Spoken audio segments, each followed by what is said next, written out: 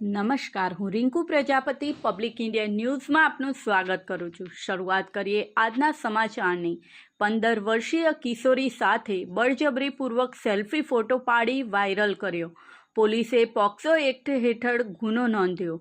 બોરસદ તાલુકાના નાપા તળપદમાં રહેતા એક યુવકે 15 વર્ષીય કિશોરીને ખેતરમાં બોલાવી હાથ પકડી ખેંચીને મોબાઈલમાં સેલ્ફી ફોટો પાડી લીધા બાદ પોતાની ઇન્સ્ટાગ્રામ આઈડી ઉપર સેલ્ફી ફોટો વાયરલ કરતા મામલો પોલીસ મથકે પહોંચ્યો છે। આ અંગે બોરસદ રૂરલ પોલીસે પોક્સો એક્ટ હેઠળ ગુનો નોંધી કાર્યવાહી હાથ ધરી છે।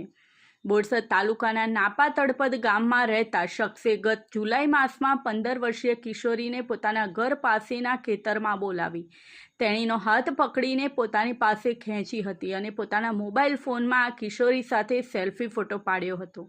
જે બાદ શખ્સે આ સગીરાની જાતીય સતામણી કરી પોતાની ઇન્સ્ટાગ્રામ આઈડી ઉપર આ સગીરા સાથેનો સેલ્ફી ફોટો વાયરલ કર્યો હતો।